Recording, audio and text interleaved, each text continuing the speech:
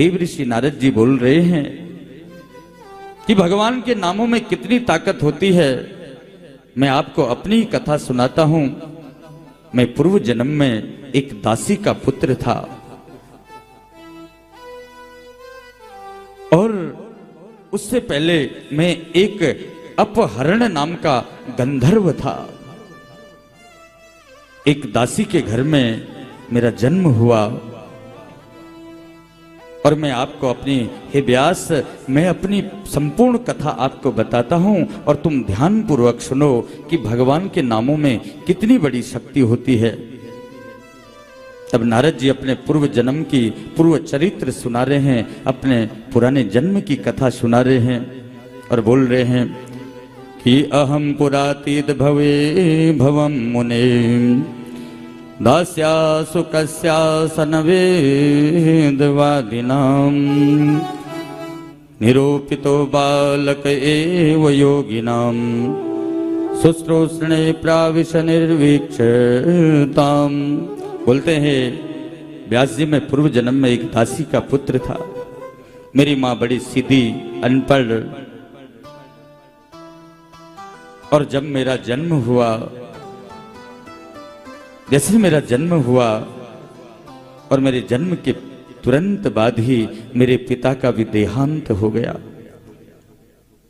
मेरी माँ को, बेचारी भोली भाली मेरी माँ एक दासी थी, लोगों के घरों में काम करती थी। एक तरफ उसको अपना बेटे होने का, मेरे होने की खुशी, और दूसरी तरफ अपने पति के जाने का गम। वो न रो सके न हंस सके।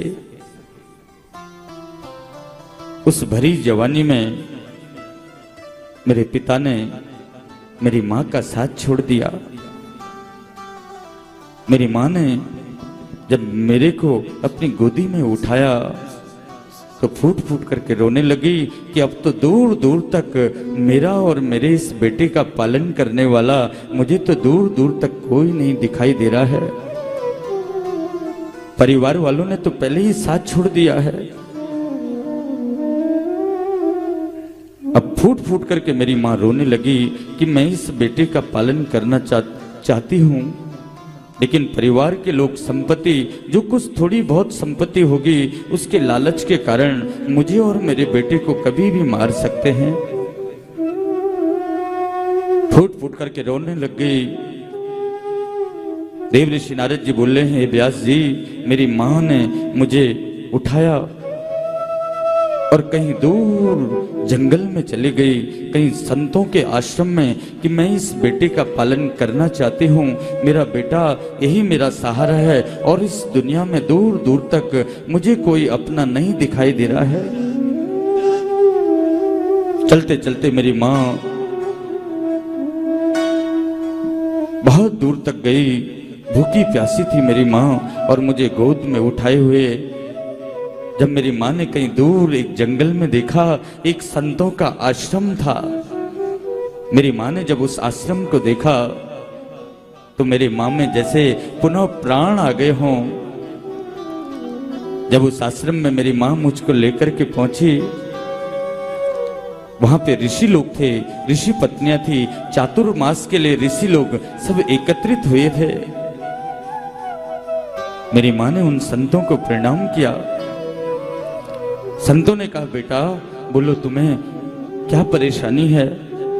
मेरी माँ ने कहा, बाबा दूर दूर तक इस दुनिया में मेरा कोई नहीं है, एक ही छोटा बच्चा है, मैं इसका पालन करना चाहती हूँ और इसको खिलाने के लिए, हमारे पालन करने के लिए इस संसार में कोई भी नहीं है। बाबा आप हमको शरण दे दो, मैं इस बालक का पालन करना चाहती हूँ। आप जो भी इस आश्रम में काम होगा, जो भी सेवा होगी, मैं करने के लिए तैयार हूँ, पर मैं अपने इस बेटे का पालन करना चाहती हूँ। संत लोग दयालु थे। संतों ने कहा, बेटी हमारे यहाँ तो सेवा तो गौ सेवा है, और जाओ हमारी ऋषि पत्नियों को मिलो और हमारी ऋषि पत्नियां जो भी तुमको सेवा देंगी तुम उन सेवा को करना। नारद जी बोले, व्यास जी मेरी माँ प्रसन्न हो गई कि अब मैं हमको रहने के लिए और मेरे बच्चे का पालन करने के लिए यहाँ कुछ स्थान मिल गया है। नारद जी बता रहे हैं कि जब मेरी माँ उन ऋषि पत्नियों के पास में पहुंची तो उन ऋषि पत्नियों ने कहा, बेटी हमारे यहाँ तो गौ सेवा तुमको हम दे सकते हैं, तुम गायों की सेवा करो और अपने इस छोटे से बच्चे का पालन भी करो। तो मेरी माँ को उनने गौ सेवा प्रदान कर दी। मेरी माँ गाय की सेवा करती है और जब मेरी माँ को समय मिलता है तब मेरी माँ मुझे देखती रहती है। जैसे धीरे धीरे मैं भी बड़ा होने लग गया तो वो संत मुझे बोलने लगे, हे रामदास इधर आओ। संत मुझे बोलते हैं, छोटा छोटा काम बताते हैं और मैं संतों का काम करता हूं और संतों ने मेरा नाम रामदास रख दिया। जब मैं थोड़ा बड़ा होने लगा, देव ऋषि नारद जी बोले, व्यास जी जब मुझे भूख लगती थी, क्योंकि मेरी माँ दासी थी, मुझे पहले भोजन नहीं मिल सकता था। जब संत लोग भोजन कर लेते थे तो संतों की पत्तल में जो शीत प्रसादी जो जूठन रहती थी मैं उसी को उठा करके खाता था। और मेरी माँ को कुछ भी कोई देते थे तो मेरी माँ चुपके से मेरे पास लाती थी कि मेरा रामदास भूखा होगा बेटा, तुमने कुछ नहीं खाया है। जब रामदास बोल रहे हैं, नारद जी बोल रहे हैं, व्यास जी मैं अब मुझे भी भक्ति का रंग, जब ये संत भजन कर रहे हैं तो मैं भी उनके साथ में भजन करता हूं। जब संत कथा सुनाते हैं तो मैं भी कथा सुनता हूं।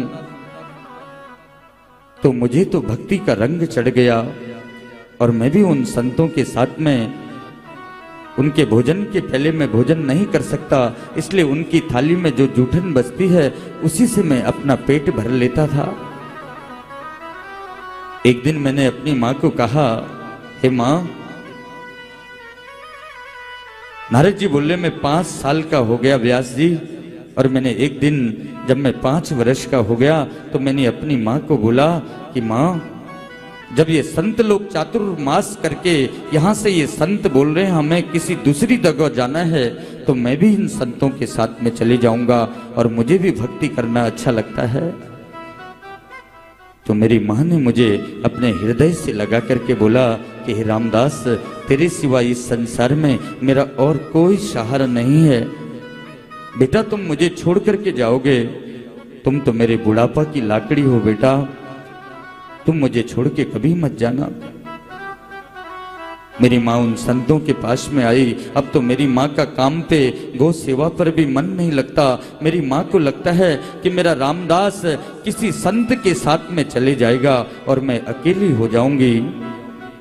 मेरा दूर दूर दूर तक इस दुनिया में और कोई सहारा नहीं है।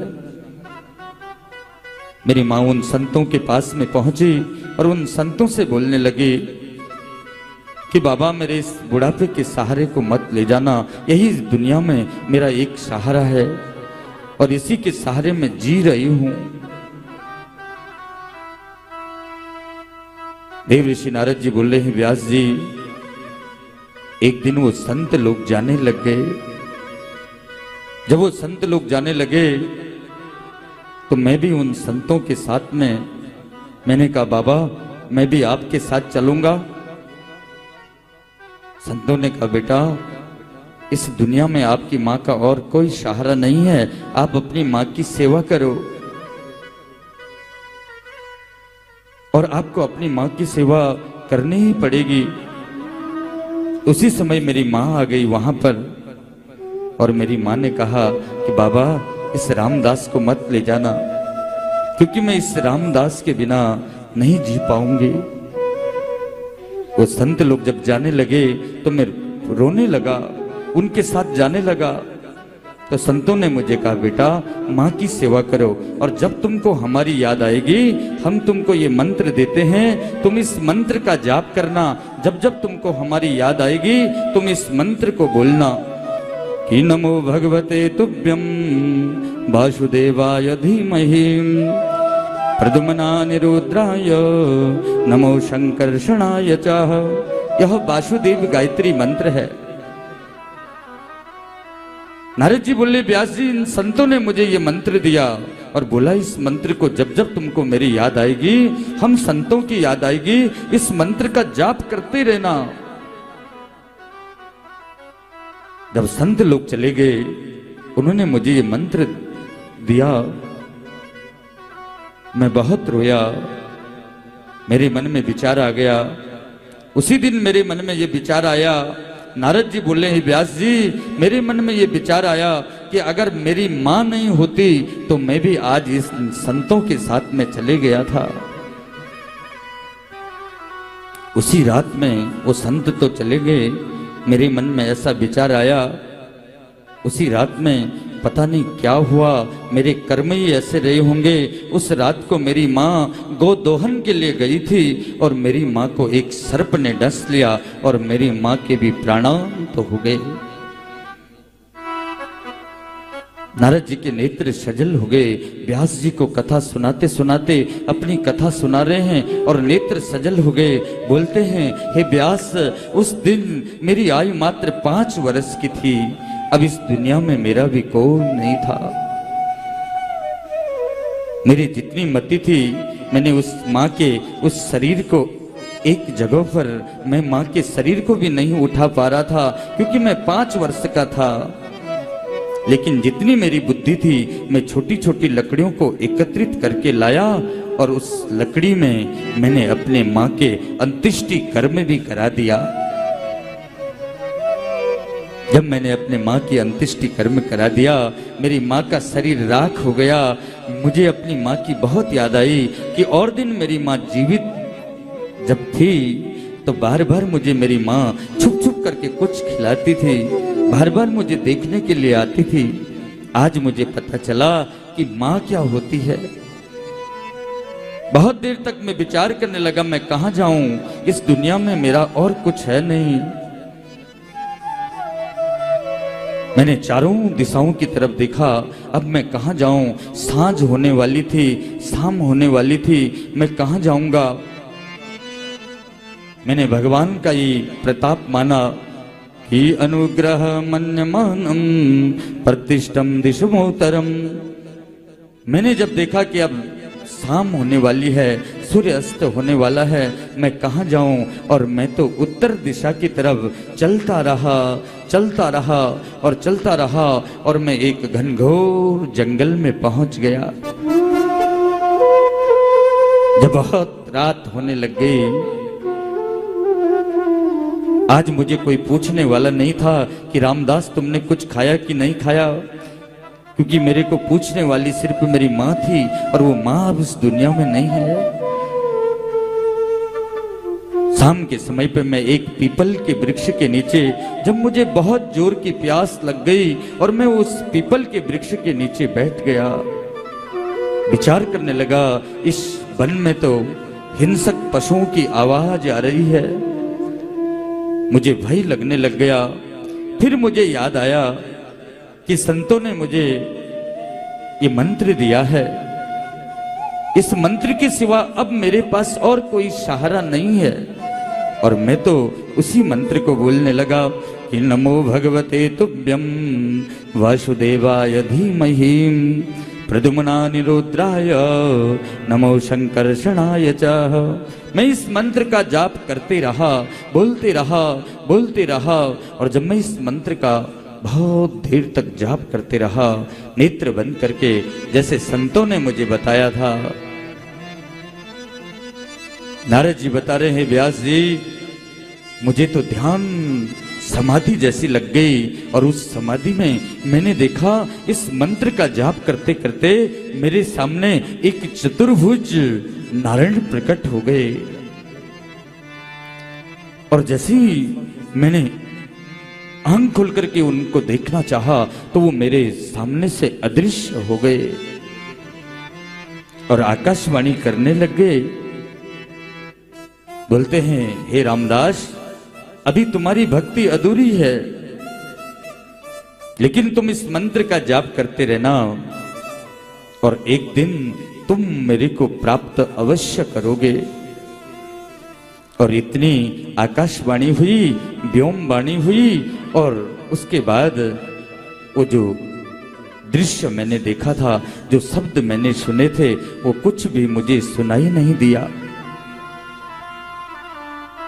देव ऋषि नारद जी बोलते हैं, मैंने इस मंत्र पे श्रद्धा रखी और बार बार मैं इस मंत्र का जाप करता ही रहा और काल की प्रतीक्षा करता रहा, मृत्यु की प्रतीक्षा करता रहा और इस मंत्र का जाप करते रहा। और एक दिन में काल की प्रतीक्षा कर ही रहा था और जोर की एक बिजली चमकी और मेरा ये पंचभौतिक का शरीर छूट गया और मैं तो ब्रह्मा आदि समस्त देवताओं के साथ में और नारायण में के हृदय में मेरा भी समावेश हो गया। और जब ब्रह्मा आदि देवताओं ने जन्म लिया तो उनके साथ में मैं भी देव ऋषि नारद के रूप में मेरा भी जन्म इस संसार में हो गया। और जो ये वीणा है, हे व्यास जी, ये भी मुझे भगवान नारायण ने ही दी है।